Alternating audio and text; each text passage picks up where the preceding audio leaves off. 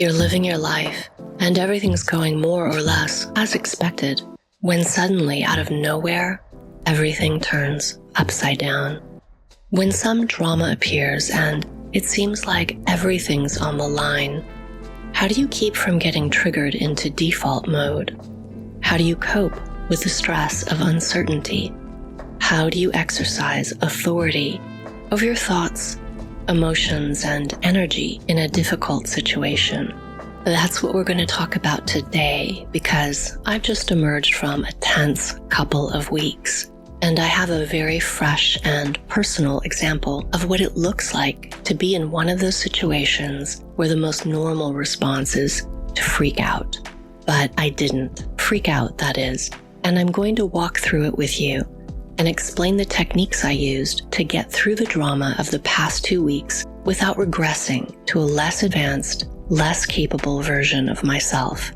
In other words, without resorting to default programming. I'll also tell you about a mistake I made and how I was able to quickly get myself back on track. A couple of weeks ago, during a routine exam, my doctor said I might have cancer. Well, to be exact, she said she found a large, suspicious mass and couldn't rule out malignancy. So yeah, cancer. I've talked for years about the importance of mastering your mind and emotions, getting control over your thoughts, clearing your energy field, and recently I've been sharing more about magic and metaphysics. Today I'm going to walk you through how I use these practices to navigate very real challenges. Because it's a lot of work, isn't it? To get out of default mode. Oh, it's not hard or even complicated, but it does take consistent practice. It takes commitment and the ability to be honest with yourself. And some of it sounds rather lofty and distant. I mean, what image do you have of someone who has supposedly mastered their mind? Sure, it's a fine aspiration, but it can seem removed from the reality of your daily life. When I talk about getting out of default mode, I'm not speculating. I'm not putting forward ideas I've only read about or contemplated. None of this is secondhand. I'm sharing what I use day in and day out.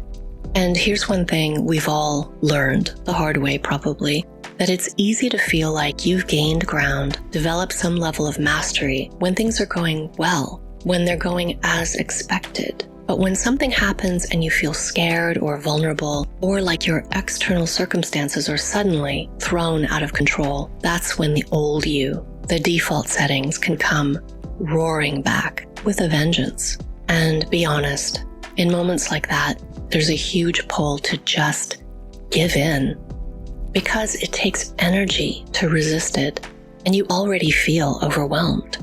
But even in the midst of whatever life is throwing at you, in the midst of uncertainty, there's still space to choose.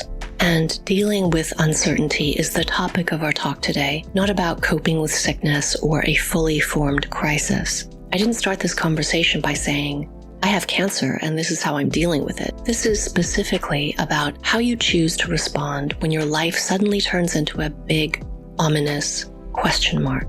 I'm sure you've been through something similar. Whether it's a health situation or something else, you've had moments where, out of nowhere, some huge, scary uncertainty takes over your life, and your thoughts, imagination, emotions, and energy get swept up by this possibility that your life is about to change in a terrible way.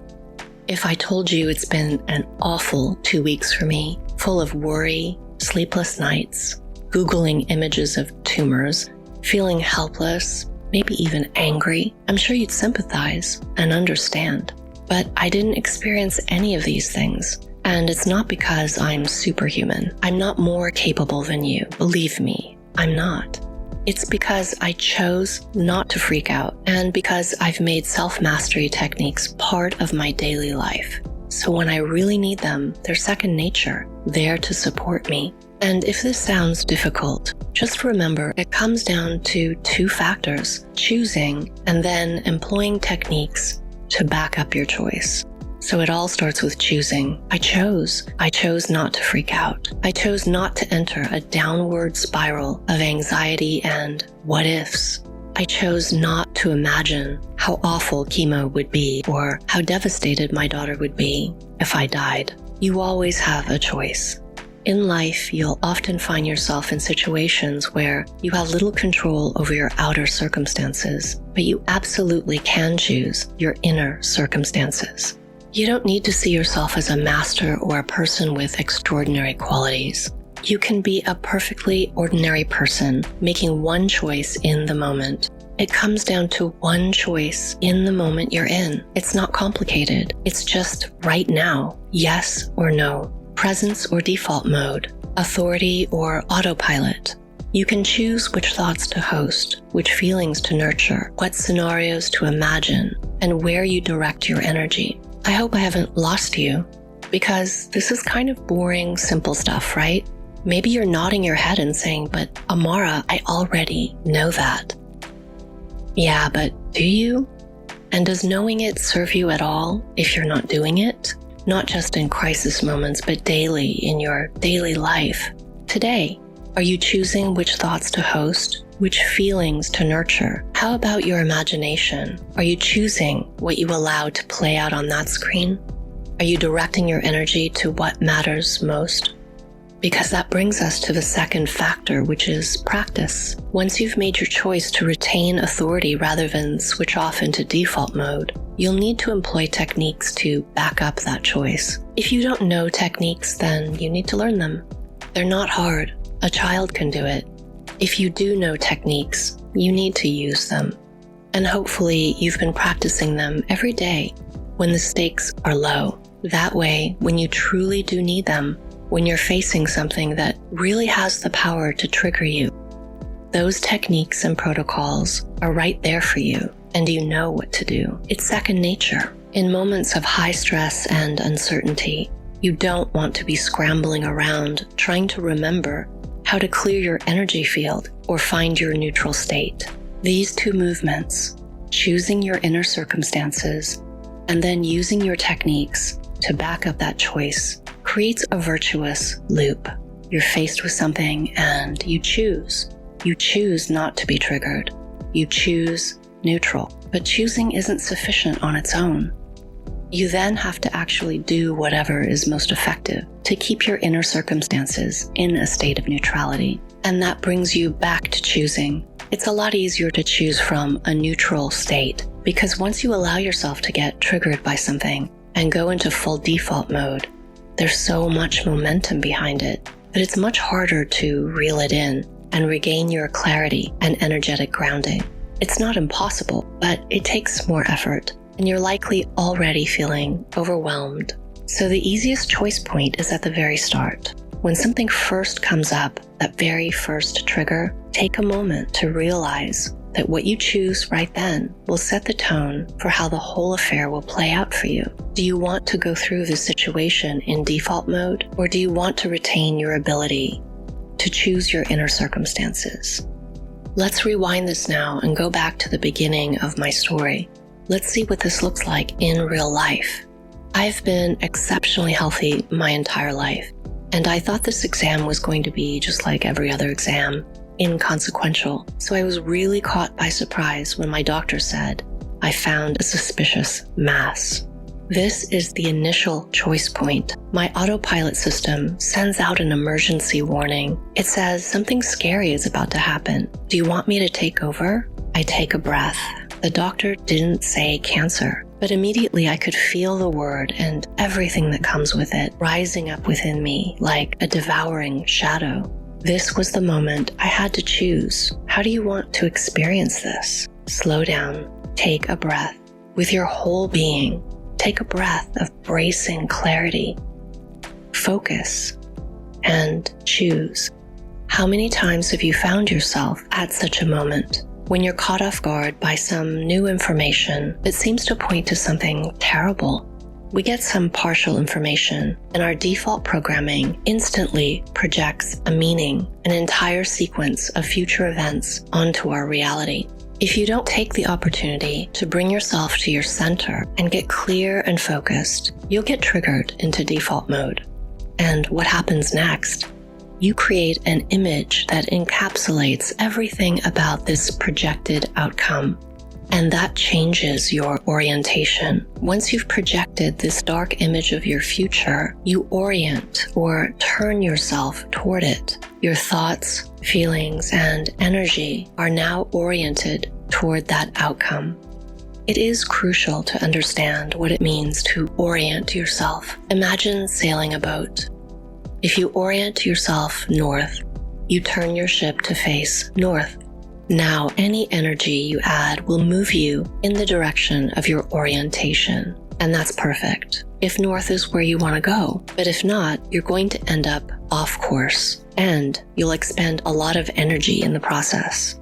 You can't control the sea, but you can steer your boat, and through learning and practice, you can become a competent navigator. So here we need to learn to catch the moment. Let's return back to the doctor's office, back to that first moment when my autopilot alarm went off. In that moment, I brought myself to stillness and a heightened sense of focus. It seems like all of this happens so quickly, there isn't time to catch the moment. But if you practice the techniques in daily life, then one thing you'll find is that you can catch the moment and that you're able to slow your internal time and stretch it out. One thing about default mode is that everything happens very swiftly. Your internal state operates at speed, but this is synthetic. It's not how you're meant to experience your inner state. Default mode is a state of inner speed and compression. When you switch out of default mode, one of the things you'll notice is that your inner time is much slower and you feel you have plenty of space. Your mental, emotional, and energy spheres are not crowded with all these thoughts and feelings and the inevitable cocktail of hormones and chemicals they release into your body. So when I heard the doctor say she found a lump, my default wanted to replace that word with cancer. It was revved up and ready to project an all-encapsulating image of a seething, malignant tumor spreading uncontrollably throughout my body. I dropped myself down into a deep state of clarity, of spaciousness, and focus. I declined the invitation to experience this on autopilot. I accepted authority over my inner circumstances. And this is when I use an anchor statement. I found it helpful to use a single anchor phrase whenever I'm in such a situation. I say, Strand, how do you want to play this? How do you want to play this? This is a reminder that what happens next isn't chosen for you. It isn't inevitable. You choose, and it's just one simple choice. Will you hand over your authority to autopilot or not? Choose. The mind is incredibly uncomfortable when faced with the unknown. Once you get triggered into default mode, the predictive mind creates reality maps for you. Based on what it knows and believes, it generates 2 or 3 complete reality streams. It maps them out for you, and it also calculates a probability score for each of them. It does this very quickly. And this sounds benign enough, useful even. I mentioned this in my video called What's Blocking Your Magic, and it applies to more than just magic. This mind function is taking the whole of reality, everything that is possible, and collapsing it down to 3 streams. Imagine looking at your map of reality and seeing everything grayed out with only these 3 paths highlighted. To the untrained mind, sitting in a space of complete unknowing is almost unbearable. However, the trained mind knows that leaving reality unmapped in these kind of moments means all of reality, all possibilities, remain accessible. So far, in this story, I've used the following methods. I brought myself to a heightened state of stillness, clarity, inner spaciousness, and focus. I asked myself, how do you want to play this? Which is to say, I chose authority over default mode. And then I brought my predictive mind to stillness. So I've explained why it's important to choose at the very start, before the momentum of autopilot mode pulls you off course. but it's not a one and done process. You have to keep choosing as the situation unfolds. The first thing my doctor wanted to do is send me to ultrasound to get a better look at this mass. And as I entered the room to get this ultrasound, anything was possible. I hadn't allowed my predictive mind to map probable realities. I hadn't allowed it to collapse all that was possible down to what was likely. So everything was still open. To be clear, I wasn't hoping for anything. I wasn't calming myself by thinking maybe this is all okay or maybe there's nothing there. I wasn't visualizing or trying to move reality in any direction. So I got this ultrasound, and as I watched the screen, an oblong black mass appeared. It looks black on the screen because it's solid and the ultrasound can't penetrate it. This is another important moment, another choice point, because now the lump has visually entered my reality. When the doctor initially said I had a lump, this was not my direct experience. In a way, it was secondhand knowledge. Someone else describing to me what was in my body, but now I was looking at it. So once again, I have to choose. I orient myself inward. I breathe. I survey my inner condition. I'm still quiet, still spacious, but the autopilot light has come on and is offering me another chance to just let go. Let go. This is stressful, unwanted. Just let go and let the system drive itself. You can think of it just this way. Your autopilot system is offering to take care of it for you. It's not like you're locked in some kind of death match with your autopilot system. It's offering to take the burden. Does this reframing change the way you think about it? Once again, I ask myself, how do you want to play this? And once again, I choose. I look at the ultrasound monitor, at the large black thing staring back at me. I don't name it. I just breathe. I look inward and breathe. I look outward and breathe. I'm open and awake. I allow myself to be full, to fill my space. Yes, even now, especially now, I'm okay. I tell the autopilot system, no, I'm good. I got this. I continue this movement. Okay. I look outward and breathe. Okay. This rhythmic focus creates coherence between my inner and outer realities. At this time, my mind is completely still. The various functions of the thinking mind have their place, and there are times when it's useful. But in a situation like this, there is nothing useful, nothing to be gained from it. So I allow it to remain shut down. Time in my inner space is moving very, very slowly. The doctor now tells me what I've seen for myself. There is a 1 centimeter solid mass, and she says she can't rule out malignancy. So I get dressed and walk back to my original doctor's office, where she tells me I need a biopsy. I could schedule this biopsy right away, but something inside of me says, wait. So I walk home, take a shower, and go to bed. It's daytime, and I know that doing dream work in the daytime is especially useful for making decisions when you're at a crossroad.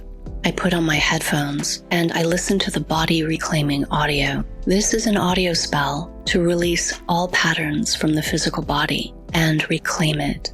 This audio spell is included in the Reclaiming course and the Releasing Hooks and Cords course. I let this audio spell wash through me and set me up to enter a napping dream state where I can get more information about my situation and the best way forward. I was recently interviewed in a podcast about advanced dreaming, which started off with a question, what are the benefits of advanced dreaming? Advanced dreaming has many magical and esoteric uses. But some people aren't into magic, so they assume they don't have much use for advanced dreaming. After all, you might not have any interest in visiting parallel life streams or connecting with non-physical beings in your dreams. Intentional dreaming, during the daytime especially, is very useful for creative inspiration, problem solving, and bringing important information up to the level of your conscious mind. So I engaged with my body reclaiming audio spell and then went into my dream state with the intention of gaining understanding about what's happening and what I need to do. And when I woke, I felt even more deeply grounded and secure in the fullness of my being. I focused on the 1 centimeter mass. I felt into it with my mind and listened. I guess that's the best way to describe it. I was listening and feeling for its energy. I felt absolutely nothing. It had no separate energy signature. Its energy signature was no different than the rest of the flesh around it. It was just part of my body. It was nothing. And after getting this null energy reading, I really don't want to have a biopsy. But as I think of it, I may have problems getting international health insurance without having proof that I don't have cancer, because now it's on record that I have a suspicious mass. I've got to officially rule out having cancer as a precondition. So I decide to get the biopsy, but that leads me to the next choice point, and what I choose is to not share this with anyone. This decision might seem counterintuitive, and who knows, it might make you feel a little triggered or a little defensive. But I decide not to tell anyone about it. I would, of course, tell my daughter, but only after the test results were in. When you're in a scary, unknown situation, it's natural to tell people close to you. The prevailing belief is that you should get support from your friends and family. But consider this: what would be gained by telling people that I have a suspicious mass and I'm having a biopsy? If you break it down, it just comes to these 3 things. I may or may not have cancer. And if you think about it, this is a statement that has no substance. Secondly, I'm getting a test to find out, so I'll know in 7 days. And lastly, I'm kind of setting up people to worry with me or for me until I get my test results back. And now it's time to really be honest. Are you able to self-regulate? There are only 2 reasons to tell people. The first is that you can't self-regulate. Your autopilot is switched on, and that means your thoughts and feelings and imagination are very active, generating a lot of momentum and friction. This creates a kind of excess heat energy, and you need to put it somewhere because this type of energy is quite toxic to the body. So you try to get rid of it. You can dissipate it to some degree through vigorous exercise, but most often people relieve themselves by handing off this excess energy to other people. Now they get to hold some of your excess energy for you, and you do feel a little better for a while. Also, you may be outsourcing some of your self-regulation in another way by giving other people the task of talking you out of your worry. There's nothing terrible about this. We all do this for each other, for people we care about. So what? If this is your pattern, then you won't take the opportunity to practice self-regulation. And if you don't practice, then you'll never get better at it. We all lean on each other and express our care and concern for each other in stressful times. And that's beautiful. But you have to have enough clarity and honesty to recognize if you're in a toxic thought loop and emotional turmoil because you've accepted autopilot and you're now looking to others to talk you down or neutralize your anxiety, when what you really need to do is reclaim your authority and practice self-regulation. The second reason you want to tell people is because you're feeling vulnerable and you want attention and reassurance that people care about you. We've been given a distorted template that equates people being worried and distraught on our behalf with being loved and cared for. Or sometimes there might be a long-standing pattern from childhood where you got a lot of attention and nurturing when you were injured or sick. And as an adult, you seek that attention through health crises or similar dramas, rather than being able to either give yourself the attention and nurturing you need or to ask for it directly. Look, this isn't about keeping a stiff upper lip and all that. It's not misplaced stoicism. If I actually had cancer and had to go through chemo or whatever, I would tell people close to me and I would feel so blessed to have their support.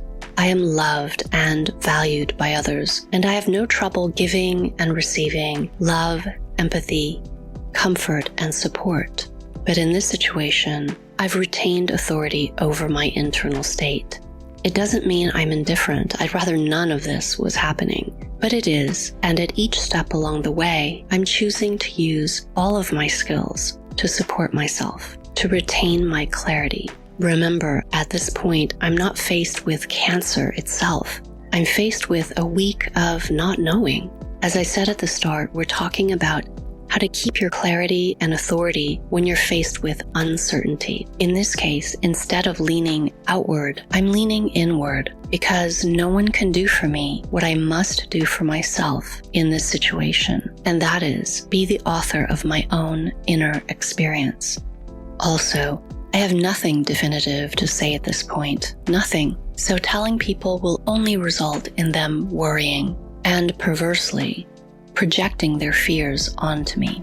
Fundamentally, it's not about whether you tell people or not. It's about being absolutely clear about why you're telling. Are you doing it because you're on autopilot and you need to offload excess energy? Are you doing it because you're still working on an emotional template that equates worry with love? So really examine your motives for sharing your concerns with people, especially when you don't even know what they are yet. Ask yourself, what will happen when I share this?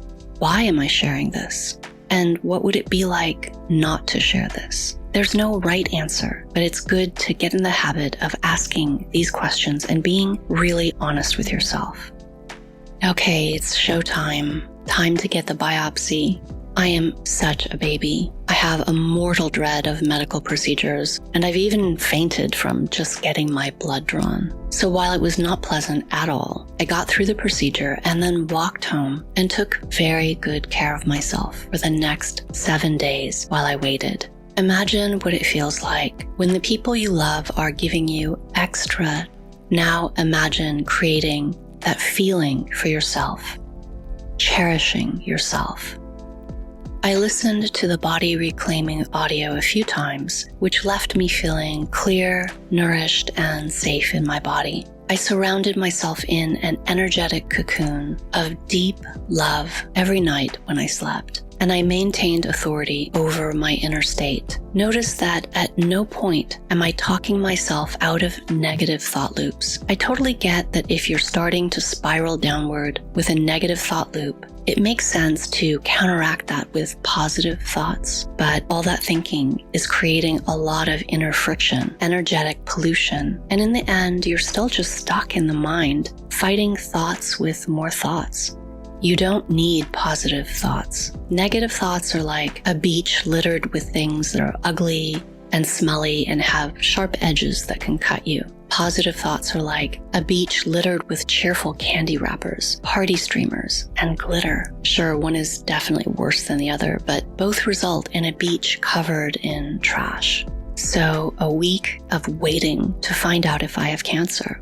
My life carried on as normal, and surprisingly, after the first 3 days, I actually forgot about it. Once you establish and maintain clarity, once you get into that rhythm of being offered autopilot and consistently declining, an interesting thing happens. Your system calms down. When my autopilot sends up an alarm signal and I consistently respond with a calm and firm, "I got this," you can stand down. After a while, it stops reading the situation as an emergency. After I consistently project that this is not an emergency, it adjusts its settings to match. Basically, I've increased the threshold and I've trained my system not to categorize this situation as an emergency. If you've ever wondered what reprogramming your mind looks like in real life, this is it.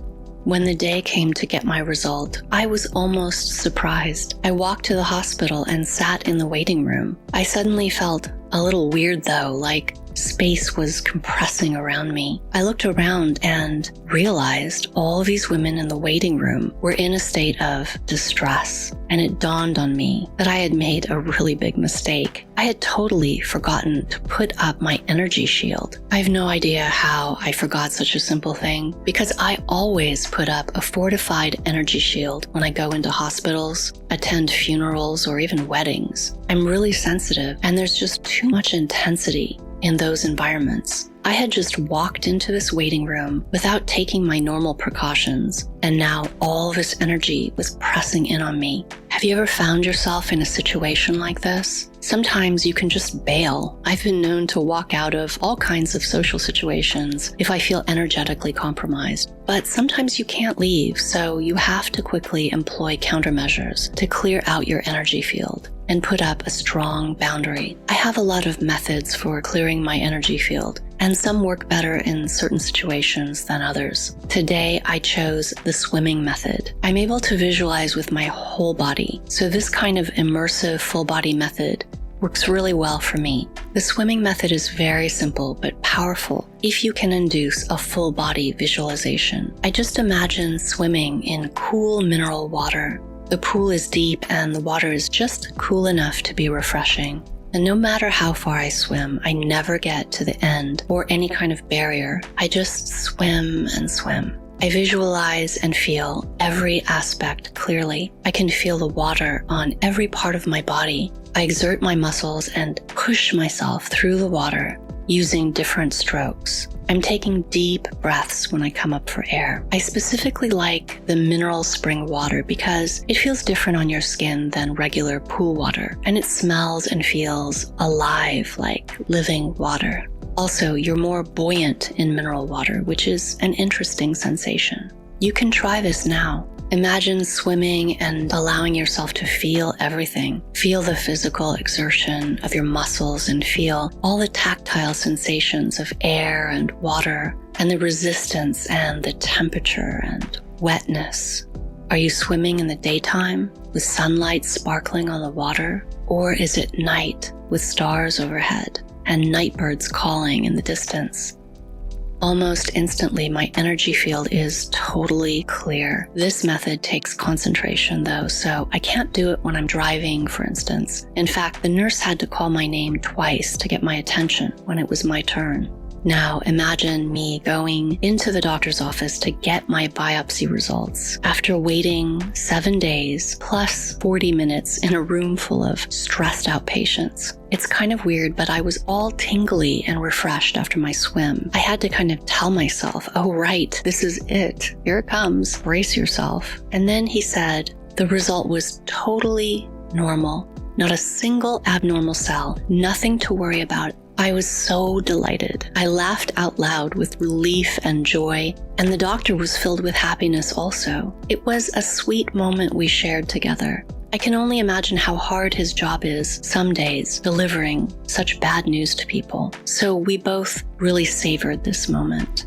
I felt like I had won a lottery for which I hadn't even bought a ticket. It was an amazing feeling. You know, mastery isn't about being impervious or possessing a granite-like certainty or being superhuman. Being awake is one choice you make, and then you back that choice up with whatever tools and techniques you have, like clearing your energy body, bringing your awareness to your center, radical self-honesty, and arresting thought loops before they really take off. And then you make that choice again. It's just one moment, one choice, another moment, the next choice. And eventually, this becomes your new normal. And you can reprogram your system. When you think about reprogramming your mind, it can seem so daunting and complicated. I mean, how do you do that? But as I just pointed out in this example of how I did it, what's important to note is that the reprogramming was a byproduct or side effect. It wasn't an explicit goal. I didn't set out to reprogram anything. But as you make the choices and do the things that are required to keep your authority in any given situation, the very act of doing it consistently and then backing it with the full power of your being causes your system to adjust around the reality that you're creating and consistently choosing. Reprogramming isn't a distinct activity or even a separate skill you need to learn. Your system adjusts to new parameters, which is how it got programmed in the first place. By living your clarity, your authority consistently, you provide your system with new parameters, a new template of reality, and it adjusts itself, which is to say it updates itself. I hope that sharing my story has motivated you to deepen your knowledge, practice, and commitment to being your own authority. And if you haven't learned methods to get out of default mode, then do that. And if you have learned techniques, then commit to using them. The more you practice in your everyday life, the easier it will be to get through challenging situations when they arise. And they will, because it's life. Thanks for being here with me and for being patient. I'm healing from a serious vocal cord injury, so I might sound a little strange, and I've had to go a little slow today. And if you're interested in learning more about getting out of default mode, there's plenty of info on my blog, amarastrand.com. Take care for now, and I'll talk to you again soon.